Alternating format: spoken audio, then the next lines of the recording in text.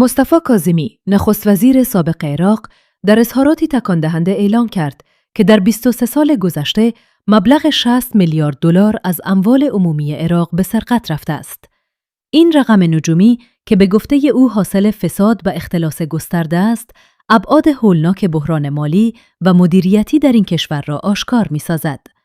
این حجم از دزدی حتی در مقایسه با سایر کشورهای درگیر فساد بسیار چشمگیر است.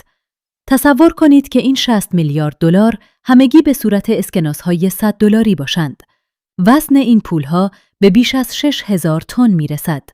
برای جابجایی این ثروت عظیم حداقل به 200 کامیون بزرگ نیاز است، در صورتی که هر کامیون بتواند 30 تن بار حمل کند. این خود گویای گستردگی و سازمان یافتگی شبکه‌های فساد در عراق است. اخبار دستگیری مقامات عراقی به جرم دزدی و فساد دیگر خبر تازه‌ای نیست. هر روز شاهد افشای پرونده‌های جدید و دستگیری مسئولانی در سطوح مختلف هستیم. اما این دستگیری‌ها تنها نوک کوه یخ فساد را نشان می‌دهد. به نظر می‌رسد که سیستماتیک بودن فساد و ریشه‌های عمیق آن هر گونه تلاش برای پاکسازی را با دشواری مواجه کرده است.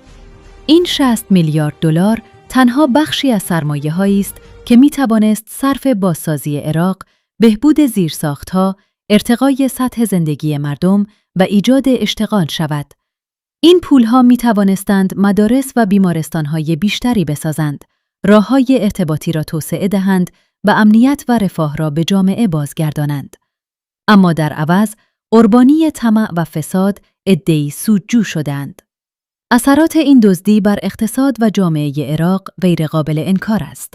فقر، بیکاری و نابرابری اجتماعی همگی از پیامدهای مستقیم این فساد گسترده هستند. مردم عراق که سالها درگیر جنگ و ناآرامی بوده‌اند، اکنون با غارت سرمایه‌هایشان توسط مسئولان خود مواجهند. این وضعیت حس بی‌اعتمادی و ناامیدی را در میان جامعه تشدید می‌کند و مانعی جدی برای توسعه و پیشرفت کشور محسوب می‌شود. نخست وزیر سابق مصطفی کاظمی در دوران مسئولیت خود تلاش‌های قابل توجهی برای مبارزه با فساد انجام داد. اما همانطور که او خود اذعان کرده است، این مبارزه راهی طولانی و دشوار در پیش دارد. شبکه فساد به قدری گسترده و پیچیده است که مقابله با آن نیازمند اراده‌ای قوی، عزمی راسخ و همکاری همگانی است. این 60 میلیارد دلار نه تنها یک عدد، بلکه نمادی از فرصت‌های از دست رفته و حقوق پایمان شده مردم عراق است. بازپسگیری این اموال و مجازات عاملان فساد گامی اساسی در جهت احیای اعتماد عمومی و بازسازی عراق است. این امر مستلزم اصلاحات عمیق در نظام اداری و قضایی، شفافسازی در قراردادها و معاملات دولتی و تقویت نهادهای نظارتی است. همچنین نقش جامعه مدنی و رسانه‌ها در افشای فساد و مطالبه‌گری از مسئولان بسیار حیاتی است.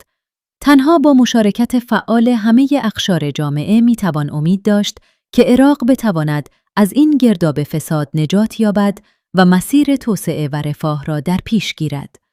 این اظهارات مصطفی کاظمی یک زنگ خطر جدی برای عراق است. اگر این روند ادامه یابد، آینده این کشور در حاله‌ای از ابهام قرار خواهد گرفت. این امر به نوعی بعد مخالفت با جمهوری اسلامی ایران را نیز به اعتراضات مردمی افزوده است. معترضان که هر چندگاهی در خیابان‌های تصاویر و نام‌های رهبران سابق و کنونی ایران را به آتش می‌زنند، جمهوری اسلامی را یکی از عوامل نفوذ احزاب فاسد عراق و عدم امکان تغییر در ساختار عراق کنونی می‌دانند. به گفته مردم ناراضی، اکنون زمان اقدام است، نه فقط سخن گفتن. مبارزه با فساد باید به اولویت اصلی دولت و ملت عراق تبدیل شود تا بتوانند میراثی بهتر برای نسل‌های آینده به ارمغان بیاورند.